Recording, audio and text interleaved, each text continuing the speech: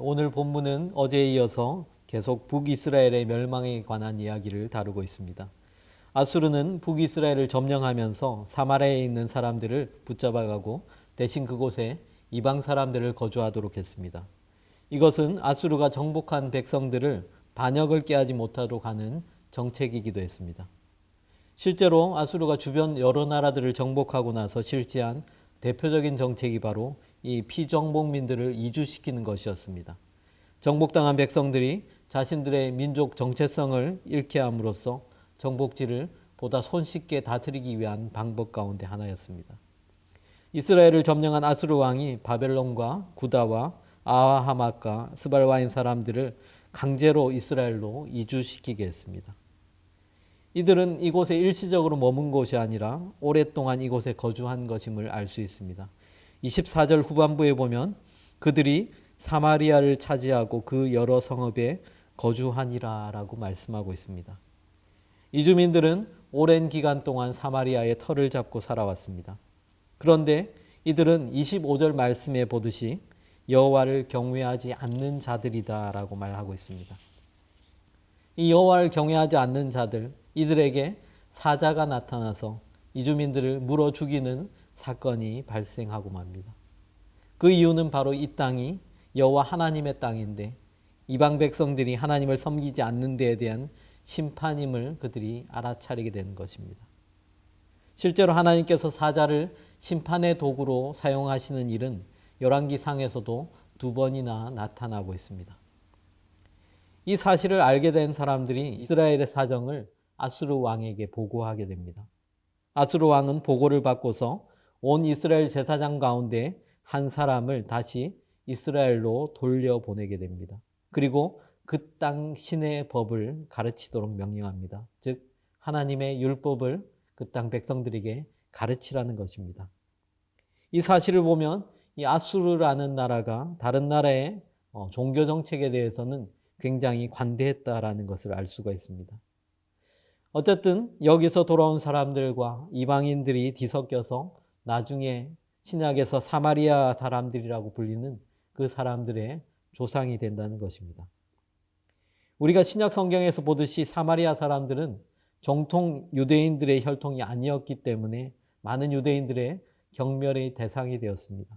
그래서 나중에 포로에서 돌아온 유다 사람들이 사마리아 사람들을 개처럼 여겼다, 상대하지 않았다라는 표현이 성경 곳곳에서 등장합니다. 그런데 예수님이 이 사마리아 사람들을 어떻게 대했습니까? 예수님은 이 사마리아 사람들에게도 구원의 손길을 베푸셨습니다. 수가성에서 물길로 나온 사마리아 여인을 만나 주셨고 사도행전에서는 빌립 집사가 사마리아에 가서 큰 부흥을 이루기도 했습니다. 그리고 선한 사마리아인의 비유를 통해서 진정한 이웃의 의미도 일깨워 주셨습니다. 이 베델로 돌아온 제사장이 여호와 하나님을 섬기도록 가르쳤지만은 이방 사람들은 자기들이 거주하는 성읍에서 각자 자기의 신상들을 만들어서 사마리아 사람들이 지은 여러 산당들에 두었습니다. 그들은 지금 하나님을 섬기면서 자신들이 가지고 온 각종 이방 신들도 함께 섬겼다는 것입니다. 사마리아 사람들이 여호와 하나님을 섬기는 법을 알게 되었지만은 하나님만 섬긴 것이 아니라 하나님도 그들이 섬기는 수많은 신들 가운데 하나로 여기게 되었다는 것입니다. 오래전에 일본에 가서 이런 이야기를 들었습니다. 일본 사람들은 태어났을 때는 신사에 가서 복을 빈다고 합니다. 그리고 결혼식은 교회에서 목사님 주례로 합니다. 죽었을 때는 절에서 장례를 치른다는 것입니다. 이것이 무엇을 의미하겠습니까? 내 개인의 안위를 위해서 모든 신이 다 섬김의 대상이 된 것입니다. 결국 하나님이든 이방신이든 자신들의 풍요와 자신들의 욕망을 이루기 위한 도구로 삼았음을 보게 됩니다. 하나님은 이 이스라엘 백성들 그리고 이 사마리아 사람들의 우상 숭배를 멈출 것을 여러 번 경고하셨습니다. 그리고 하나님만 섬기고 하나님만을 경배하고 하나님만을 높여드리는 자들을 구원하시고 그들을 보호해 주실 것을 약속하셨습니다. 하지만 사마리아 사람들은 이런 하나님의 경고를 무시해 버렸습니다. 여전히 하나님도 섬기고 이방 신상들도 섬겼습니다. 그리고 이런 혼합주의 신앙은 그들에서 끝나지 않고 계속해서 반복되었습니다. 그들의 대를 이어 그들의 자손에게까지 미친 것입니다. 여러분, 종교다원주의라는 말을 많이 들어보셨을 것입니다. 종교다원주의에서 주장하는 구원에 대한 입장을 들어보면 그럴듯합니다. 세상 대부분의 종교는 흔히 말하는 종교적 구원을 얻기 위해서 선행을 쌓아야 한다라고 강조합니다. 그래서 사람들은 모든 종교는 하나의 산을 올라가기 위한 여러 갈래의 등산길이다라고 생각합니다. 어차피 어차피 정상으로 가는 길은 정해져 있기 때문에 우리가 같은 산을 올라갈 뿐 다른 길로 간다는 것입니다. 기독교는 A 코스로, 불교는 B 코스로, 가톨릭은 C 코스로, 이슬람은 D 코스로 올라가지만은 똑같이 정상에는 구원이 있다라고 말합니다.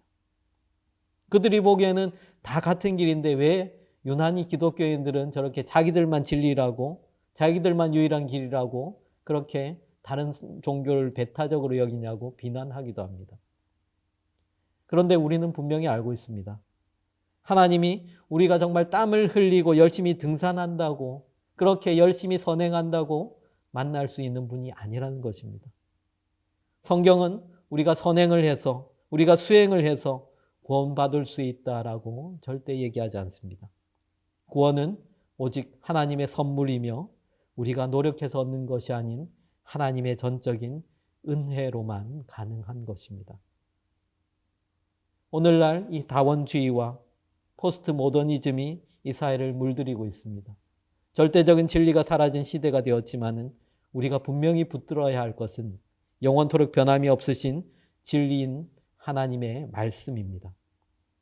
이스라엘의 밟은 전철들, 이스라엘이 밟은 그 아픈 역사들을 우리가 따르지 않고 오직 나와 내 집은 여호와만 섬기겠노라 이렇게 고백할 수 있는 저와 여러분의 고백 되시기를 우리 주 예수님의 이름으로 간절히 축복합니다.